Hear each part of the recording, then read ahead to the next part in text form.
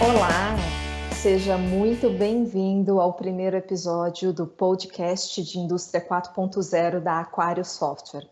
Diretamente de São Paulo, eu sou Dulce Siqueira, consultora de projetos na Aquarius, uma empresa de 36 anos dedicada a colaborar na jornada digital da Indústria 4.0, combinando software e serviços para criar possibilidades inovadoras, recomendando as melhores tecnologias habilitadoras que fazem sentido para o seu negócio.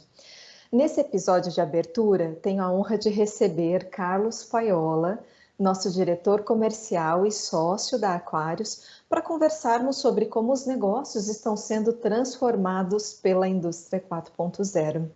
Seja muito bem-vindo, Paiola. Obrigado, Dulce. É um prazer aqui estar dando esse pontapé inicial aqui no nosso podcast. Eu espero que a gente tenha ainda muitos e muitos episódios pela frente, não só com pessoas participando aqui de dentro da própria empresa, mas também de convidados de fora, do mercado, de outras empresas e outras associações.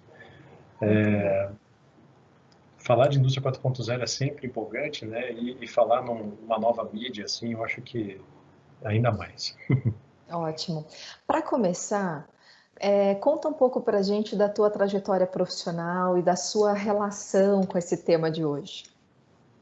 Legal. Bom, então eu comecei, eu acho que a minha relação com esse universo ali ainda na faculdade, eu fiz a Escola Politécnica da USP, um curso de controle e automação, e depois eu acabei fazendo um mestrado também nessa área, na verdade um pouco mais para a parte de controle de processos, E depois no mercado de trabalho eu comecei a atuar muito fortemente nessa área de software, desde o início, primeiro executando aí projetos de automação, e na sequência trabalhando com a venda e enfim, a entrega aí de soluções completas envolvendo software, serviços, na verdade tecnologia em geral, para a indústria.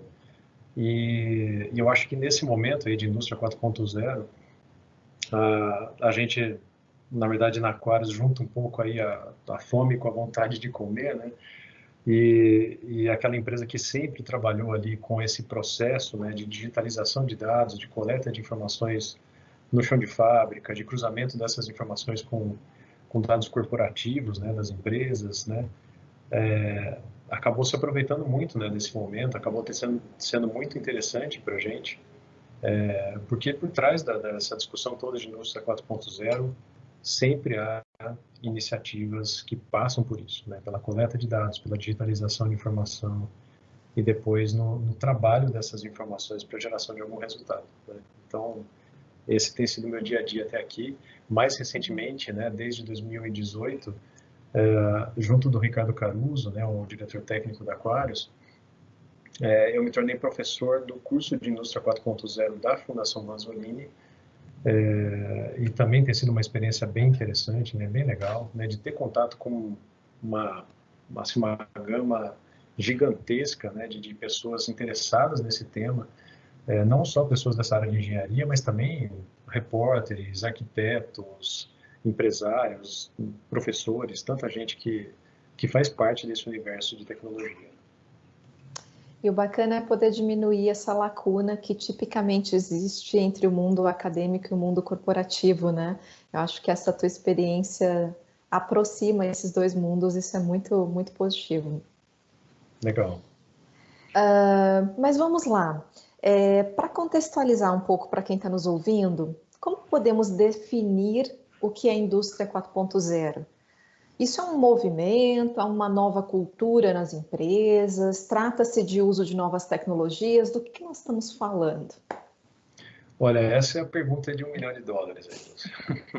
É muito difícil responder isso, tá? Porque tem várias respostas, Na verdade, a gente jogando o termo indústria 4.0 no Google, a gente vai encontrar assim respostas de consultorias, de empresas fornecedoras de tecnologia, de universidades, pesquisadores, respostas ali de governos, e cada uma dessas respostas vai ser um pouco diferente, ou talvez até muito diferente entre elas. Então, uns vão puxar a resposta, né, do que é a indústria 4.0 mais para o lado de uma transformação digital das empresas, acompanhada do grande conhecimento de dados, né, pelos profissionais. Talvez outros definam a indústria 4.0 realmente como um momento disruptivo, né, em termos de tecnologia, no emprego de tecnologias habilitadoras recentes, revolucionárias, né, e que vão trazer resultados do mesmo tamanho, revolucionários, né, para aquelas indústrias que os empregar. Enfim, cara, você vai achar zilhões de definições, tá? O que eu gosto de dizer, a definição do Paiola para a indústria 4.0 é oportunidade. Tá? Eu acho que a indústria 4.0 é uma baita de uma oportunidade para aquela empresa que faz uso dessas tecnologias, serviços, né, que fazem parte dessas iniciativas, para obter ali algum tipo de vantagem competitiva, de melhor eficiência, de redução de custos, de riscos operacionais, etc.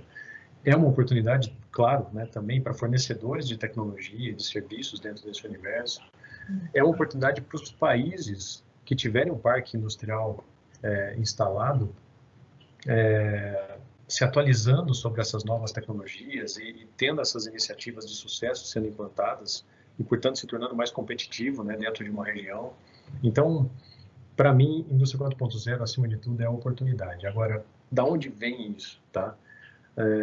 Lá em 2011, né, começou a se ventilar esse termo, lá na Feira de Hannover, na Alemanha, uma das mais importantes, né, que a gente tem aí para automação industrial e tecnologia no mundo. E, na verdade, em 2013 se consolidou um relatório, né, do próprio governo alemão, em parceria com várias outras empresas, lançando esse termo, né, esse movimento da indústria 4.0 para a indústria alemã, para que ela se tornasse, mais uma vez, competitiva, né, sustentável e de uma forma realmente relevante, né, podendo concorrer mais uma vez e de maneira forte com todas aquelas indústrias que até então, né, até hoje, na verdade, migraram tão fortemente para o mundo oriental, né? Então, dessa forma, né, com o emprego massivo de tecnologia, a indústria alemã poderia competir e tentar internar novamente essas indústrias que migraram para o Oriente, né? Isso acabou gerando movimentos nacionais por todo o mundo, né? Vários países ocidentais acompanharam, de certa forma, esse passo inicial alemão, né? Os Estados Unidos muito fortemente lançou também as suas iniciativas, e França, Reino Unido, o próprio Brasil, né? Um pouco atrasado, né? Lá em 2015, né, o Brasil lançou a manufatura avançada, mas eu acho que desde lá até aqui, nesses 5, 6 anos, né, acho que ele correu muito atrás do prejuízo e a gente, né, eu tenho visto pelo menos muitas empresas, muitas universidades, eu acho que toda a sociedade se movimentando para fazer uso e encontrar o que é essa indústria 4.0 para o Brasil. Aliás, esse termo, né, da indústria 4.0 alemã pegou no mundo inteiro, né? Esses movimentos nacionais todos tinham outros nomes e no final das contas o marketing, né, acabou sendo tão forte dessa coisa do 4.0 que tudo acabou virando indústria 4.0. O próprio site do governo brasileiro, se você encontrar lá na web, né, é o indústria40.gov, né, .br. Então, enfim, é um termo que pegou, chegou para ficar, né? Bacana. Você comentou aí na tua fala sobre tecnologias habilitadoras. Detalhe um pouquinho para a gente o que são essas tecnologias, do que nós estamos falando, qual o papel delas dentro desse contexto. Legal, essa pergunta é bacana, Luz, porque esses movimentos todos que eu citei, eles têm pequenas diferenças, né, entre eles. Eu acho que eles respeitam muito a característica daquela indústria, né, daquele país, daquela região, mas todos eles têm algo em comum. Todos eles falam sobre integração e todos eles falam sobre o emprego de tecnologias habilitadoras, né? Quem são essas tecnologias habilitadoras e por que esse termo, né? Então, eu estou falando aqui de tecnologias como cloud computing, como inteligência artificial, né? Se fala muito em machine learning, que é um tipo de inteligência artificial. A parte de IoT, por exemplo, né? Ou o IoT para a indústria, né? O Double IoT.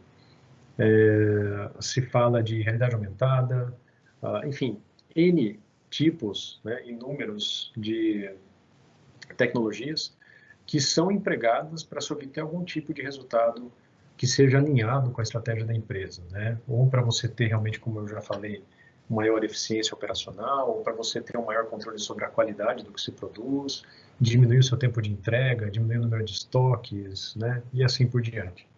Então, essas tecnologias te habilitam a ter resultados como esses que eu acabei de citar, né? E a questão da integração, como eu disse, né, que é extremamente relevante, extremamente importante, passa por essas iniciativas, né? Quando a gente fala de integração dentro desse mundo industrial, a gente tem basicamente três tipos, né? Integração, na verdade, em três eixos, né? Tem um eixo vertical, que é aquela possibilidade de você integrar o chão de fábrica ao corporativo.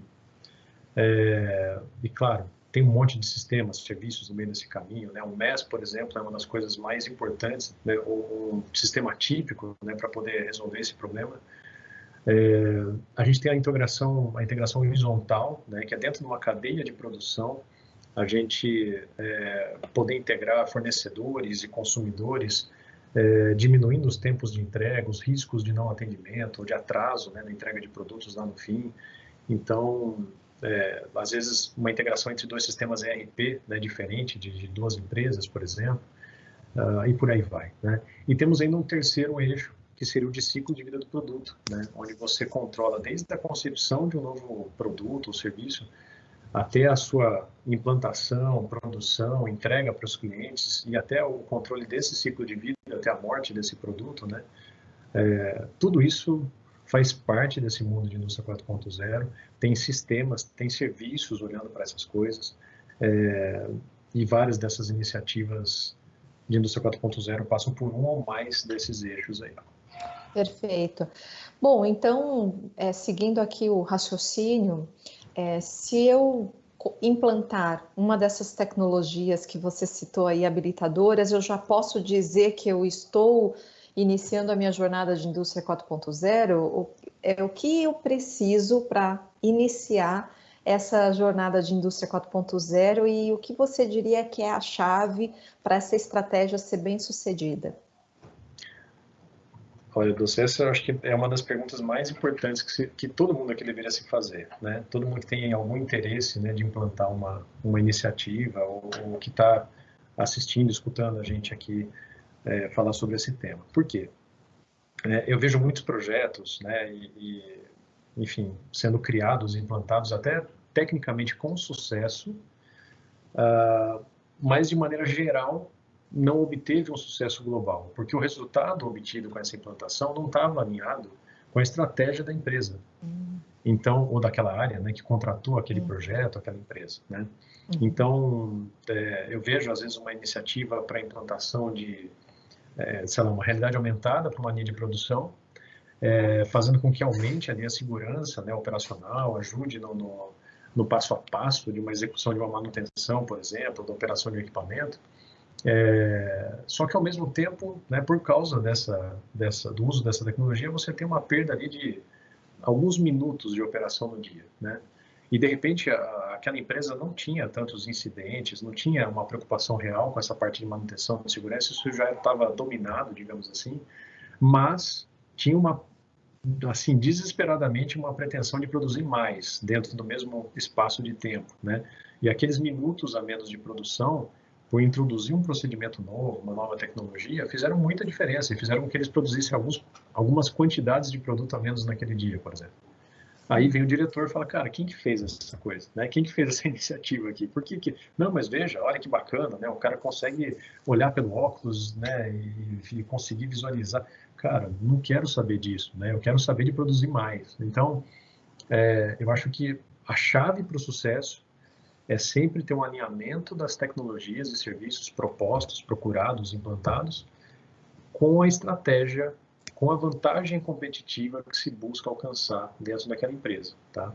E por onde que eu começo? Da onde que eu parto, né? Eu acho que tem uma série de frameworks propostos, né, dentro desse mundo aí de indústria 4.0. Um que eu gosto muito é o Dacatec, que é essa agência de tecnologia alemã, né? E que ela propõe basicamente, resumindo aqui, né, você estudar qual que é essa necessidade, essa estratégia, né, da empresa, daquela iniciativa que se propõe, pensar nas tecnologias, serviços aplicáveis a esse tipo de resultado esperado, e a partir disso fazer todo um levantamento, uma análise do que aquela empresa já tem em termos de tecnologia, de serviços, de competências, né, de conhecimentos, e em cima disso descobrir quais são as lacunas que precisam ser preenchidas, né? Então, puxa, eu vejo aqui, fazendo todo esse processo, que eu preciso treinar determinadas equipes para lidar com essa nova tecnologia, e eu preciso contratar essa nova tecnologia que corresponde a uma parte de software, algum hardware, eu preciso ter serviços de implantação disso, ou de manutenção dessa tecnologia, e a partir daí você cria uma espécie de um roadmap digital, né, um passo a passo que você deveria seguir para a implantação dessa iniciativa ou dessas iniciativas, né, que podem ser estanques ou atreladas umas a outras. Legal, eu acho que um ponto importante que você menciona nessa tua fala é sobre realmente viver uma transformação digital onde há mesmo essa convergência das tecnologias com os objetivos de negócio, né? Porque se não houver essa convergência, não existe transformação, né? Então, acho que aí a gente acaba ligando com esse outro conceito também da transformação digital.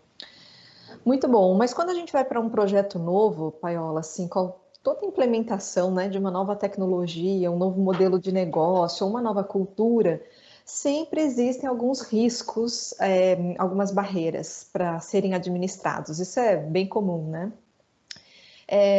Na sua visão, quais são os principais impedimentos ou riscos que você enxerga e como que as empresas podem trabalhar para minimizá-los ou até superá-los? Pois é, quando a gente pensa, né, nessas iniciativas de indústria 4.0, eu acho que tem alguns problemas que podem acontecer no meio desse caminho, né? Eu acho que a principal barreira que se tem, né, inicialmente é de não dar o primeiro passo, de não fazer. Eu acho que esse é o maior risco que tem, né? Eu sou a favor de fazer realmente qualquer coisa, nem que seja um projeto piloto, sabe, uma prova de conceito inicial, para você poder medir, né, mesmo que pontualmente um resultado, analisar se aquilo faz sentido para a sua necessidade ou não, e a partir daí você tomar a decisão se faz um grande investimento, né, e prossegue, ou se você para por ali, ou se pensa em outra iniciativa. Então, a primeira barreira que eu vejo é essa primeira, né, de sair daquela inércia e dar o primeiro passo, né? E eu entendo isso. Muitas empresas e profissionais não sabem nem por onde começar. O cara escuta esse monte de coisa e fala, nossa, eu vejo gente falando, puxa, isso é coisa futurista, né? Ou, puxa, isso aí não faz parte do meu dia a dia, ou não precisa me preocupar com isso por enquanto. Cara, você precisa se preocupar com isso para ontem, né? Se você não entender que essa onda está vindo e que você precisa achar um jeito, né? De repente comprar uma prancha, fazer algum jeito de surfar ela, você vai ser atropelado por essa onda, cara. Você vai se afogar. É inevitável, né? Não tem jeito. Se a sua empresa não fizer isso, se a concorrente fizer, ela, né, e fizer com sucesso, claro, né? Ela é que vai ser mais competitiva do que a sua empresa vai ficar para trás. Então, é importante, a primeira dificuldade que eu vejo é essa primeira barreira, né, de sair da inércia, né? Segundo que eu vejo às vezes, como eu comentei antes, né, você pensa em fazer uma implantação de tecnologia pela tecnologia. Cara, isso não faz sentido, né? Você tem que ter um resultado final muito bem definido, o que você espera fazer com isso. Então, vem uma segunda barreira que é comprovar de alguma forma o retorno desse investimento, né? E isso é difícil, é extremamente difícil, eu entendo essa parte, né? Porque nem todas as implantações significam diretamente um cifrão a mais na sua produção. Algumas dessas iniciativas podem ser simplesmente implantadas para aumento de segurança operacional e outras coisas mais difíceis de você mensurar, né? Mas o que eu sugiro, né, para essas barreiras todas cara, sai da sua inércia, né? Procure informação, procure se informar, né? Esse podcast pode ser o seu primeiro passo. Procure outros depois disso, né? Vá atrás, tem muito material na internet, tem cursos, tem empresas, né, com tecnologia, serviços e que podem ajudar você a destrinchar o seu problema e entender quais são as tecnologias aplicáveis, né? E segundo, na hora de se escolher fazer, por exemplo, esse piloto, essa prova de conceito, eu recomendo, né, às vezes você começar pequeno, né? Mas veja bem, não começar pequeno no sentido de fazer uma implantação parcial de uma tecnologia. Isso eu acho chave, tá, para ter um sucesso. Pensa na implantação completa de determinado tipo de tecnologia, de uma iniciativa, mas limitada em tamanho. Então, assim, o que você está falando, Paela? Eu digo assim, ao invés de você, por exemplo, puxa, eu vou implantar sei lá, por exemplo, aqui uma prova de conceito de um software de gestão na web, de dados de produção e tal. Então, vou pegar alguns dados aqui e mostrar nesse software e tal. Tá, mas que dados são esses? Não, mas eu estou inserindo manualmente. Não, esquece.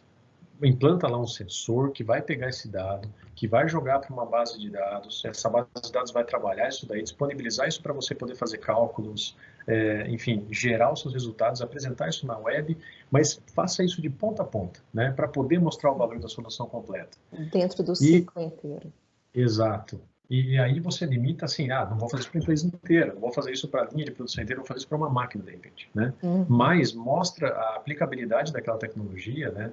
E avalia, né? Se faz sentido em termos de usabilidade, de retorno, etc., mas de ponta a ponta. Eu acho que isso consegue comprovar, muitas vezes, o valor desse tipo de investimento. Sensacional. Paiola, você comentou antes que o Brasil começou meio tarde nessa iniciativa de indústria 4.0, né? Como que você vê esse avanço na manufatura brasileira? Qual o nível de maturidade das nossas indústrias?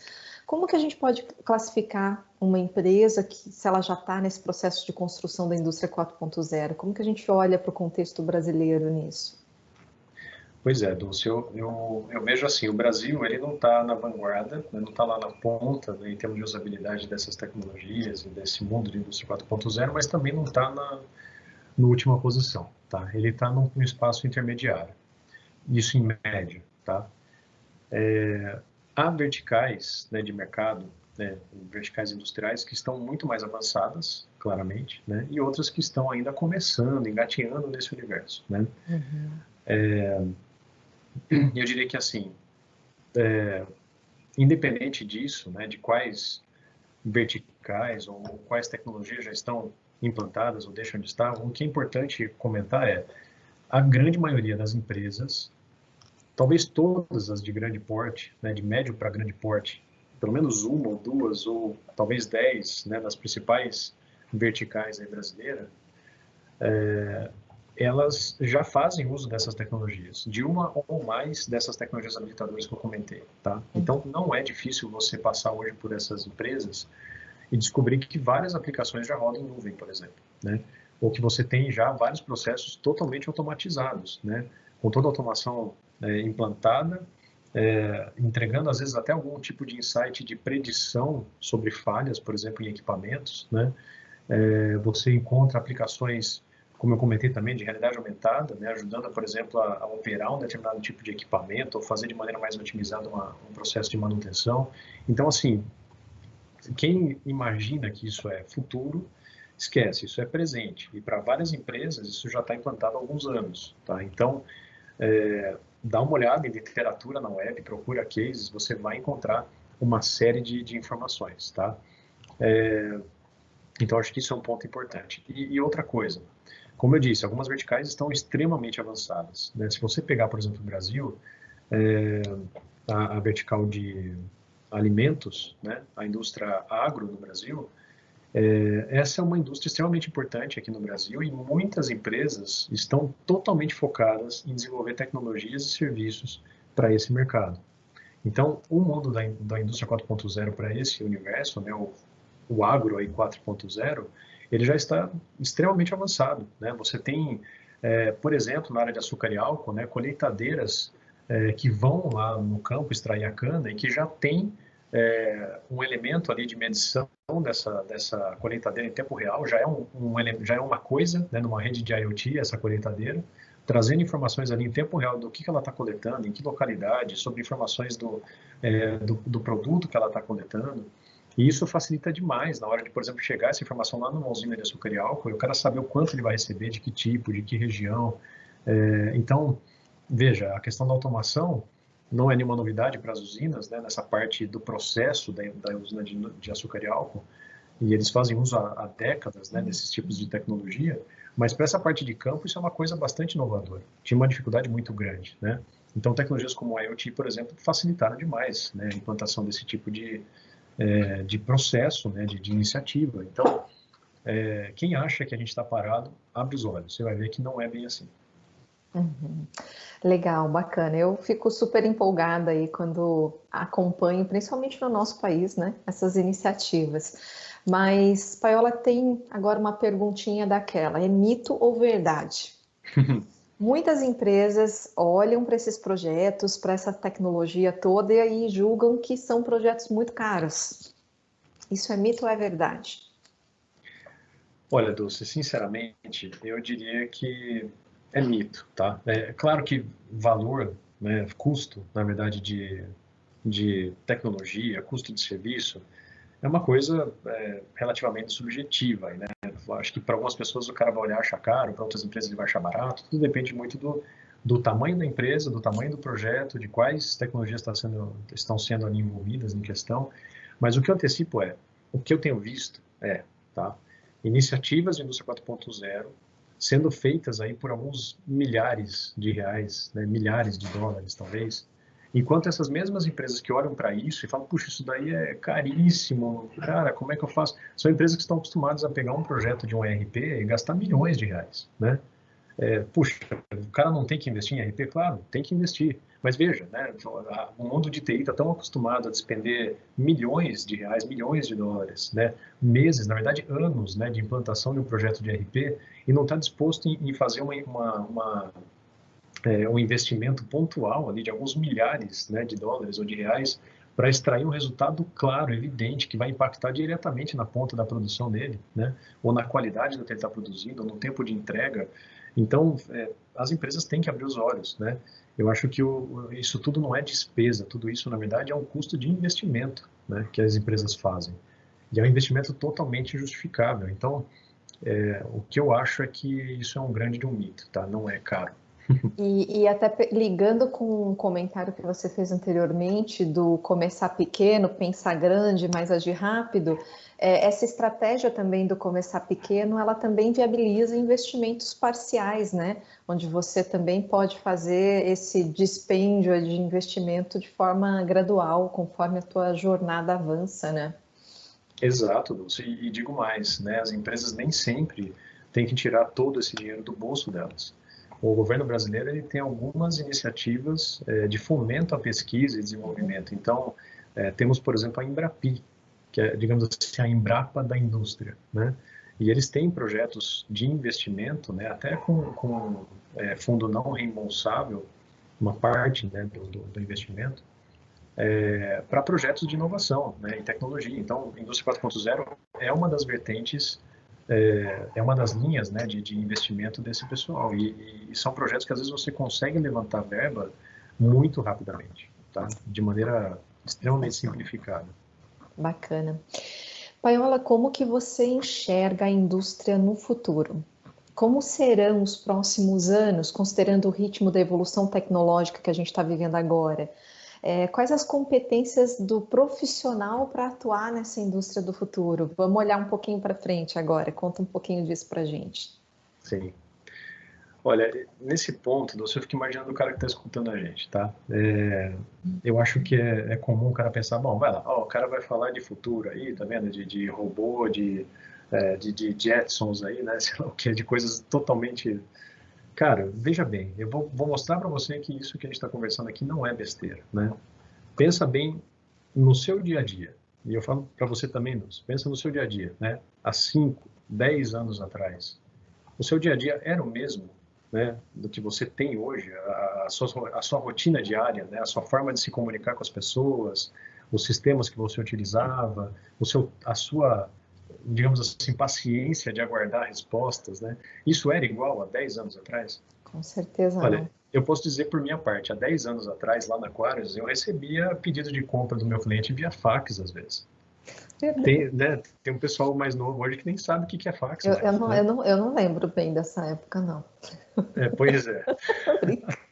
Nós somos jovens há mais tempo, há mais Uhum. tempo a gente sabe o que está falando, mas vamos lá. Esse é um bom exemplo, tá? E aí, puxa, eu podia ter falado, não, mas veja, como assim você acha? Vai ser abortado o fax? Eu estou aqui recebendo, funciona, né?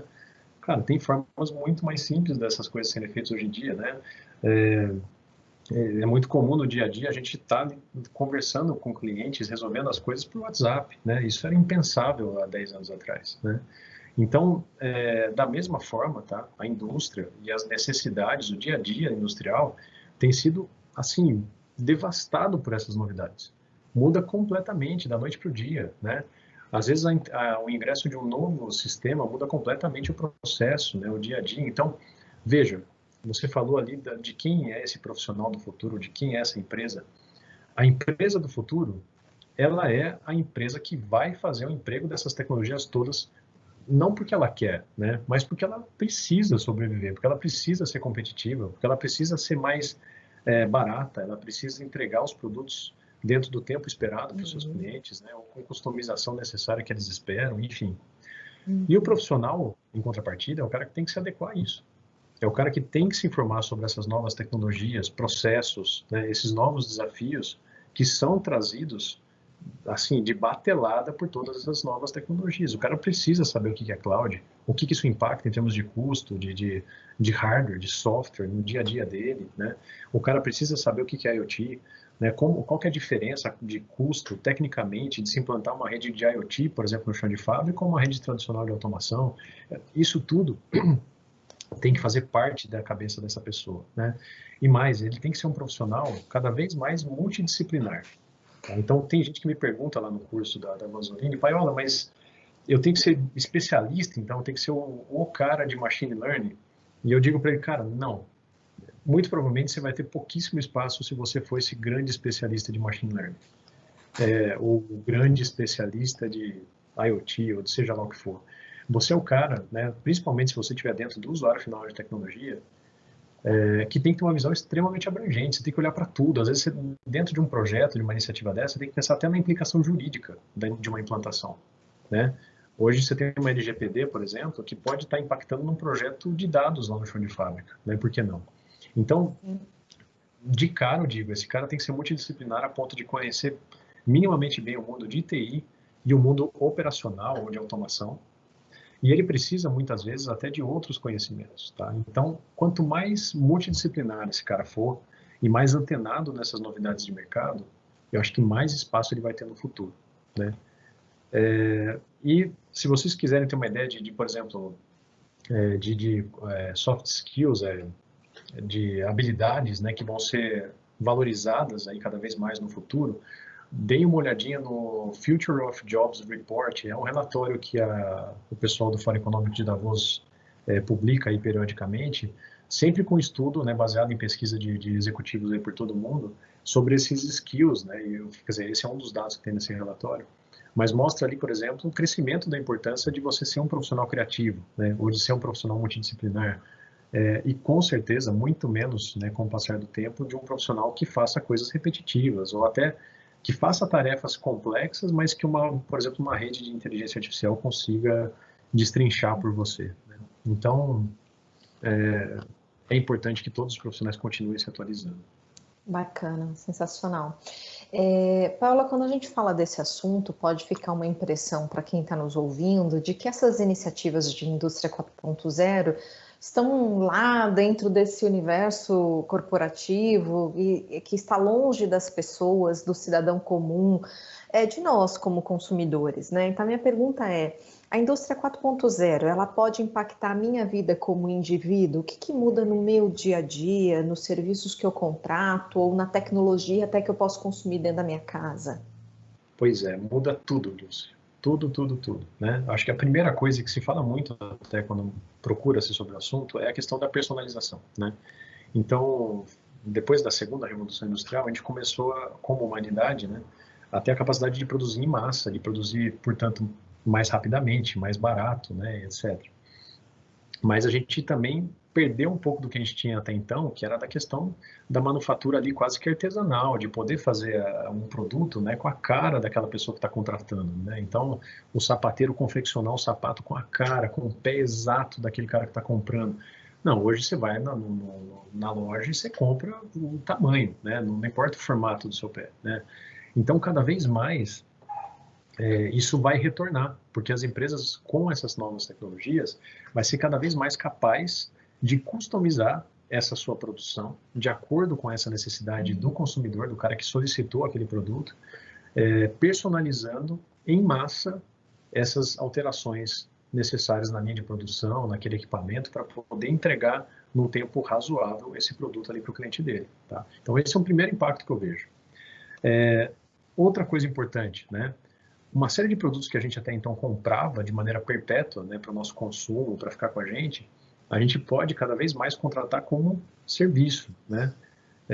E coisas que a gente pagava um aluguel, que comprava de formas diferentes, por telefone ou indo até o local, hoje, né, está muito claro, e eu acho que a gente faz uso no dia a dia, né? Todo mundo tem um celular desse na mão, e você contrata as coisas hoje como serviço, né? Então, claro, o Uber está aí para dar exemplo, né? O Airbnb e outras coisas todas.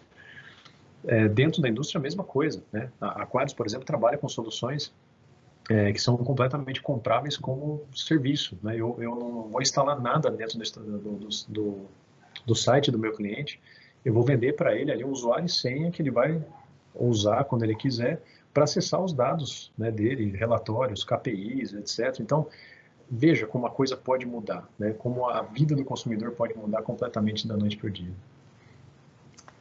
Sensacional. Vamos para o recado final? O que você gostaria de deixar como mensagem para quem está nos ouvindo? Bom, eu gostaria de fazer um chamado para ação mesmo, né? Acho que você que está ouvindo aqui e está pensando, principalmente você que está pensando, cara, eu não tenho nada a ver com essa história, esquece, né? Como eu disse lá, a história da onda, você vai ser atropelado por essa onda, cara, né? Fique esperto. Eu, tudo bem, trabalho na Aquarius, né? Estou lá atendendo os meus clientes e ajudando essas empresas a serem mais eficientes, competitivas, etc. Mas antes disso, até eu sou um cidadão brasileiro, né? E eu me preocupo com o meu país e eu acho que é tarefa minha e de todos os meus companheiros, sejam eles outros fornecedores de tecnologia, usuários finais de tecnologia, pessoal de pesquisa e ciência, professores, alunos, né? Futuros profissionais, todos eles, né? Todos nós estamos no mesmo barco, imbuídos aqui da necessidade, da missão, né, de levar o país para um ponto mais competitivo, para um ponto de protagonismo, né, no cenário mundial. Né, e fazendo tudo isso de uma maneira extremamente mais sustentável, menos agressiva ao meio ambiente, enfim, de uma maneira mais harmoniosa com esse nosso futuro tão desejado. Né? Então, eu acho que isso vai se refletir através das nossas ações nesse momento, de empregar as devidas tecnologias, os devidos serviços, fazer tudo isso, claro, de maneira ética, né? De maneira com força, indo para cima, encarando esse problema, vestindo a camisa desse problema, que também é sua responsabilidade. Né? Então, quem escutou aqui e se interessou por alguma coisa, vai além, né? Continue escutando esse podcast, tem muita coisa que vai ser falada aqui ainda, né? A gente falou de tanta coisa hoje que não foi explicada, né? De IoT, de cloud, de machine learning, etc, né? Eu acho que a gente ainda vai conversar muito mais por aqui, mas como eu disse, tem tantos materiais, cursos, informações, não fique parado, né? Se mexa. Show! Muito obrigada, Paiola, pelas informações, por esse momento riquíssimo de pensamentos e reflexões sobre a transformação que estamos vivendo nas indústrias e na sociedade em geral. E muito obrigada a você também, que nos acompanhou nesse papo sobre a Indústria 4.0. E eu já estou animadíssima para o podcast da semana que vem. Nós vamos falar sobre o uso dos dados históricos no contexto da Indústria 4.0. Afinal, aqui é o canal para você ficar por dentro das top trends em Indústria 4.0, então não perca. Fica ligadinho aí nas plataformas da Aquarius Software, no YouTube e no Spotify. Tchau! Tchau, tchau. Valeu!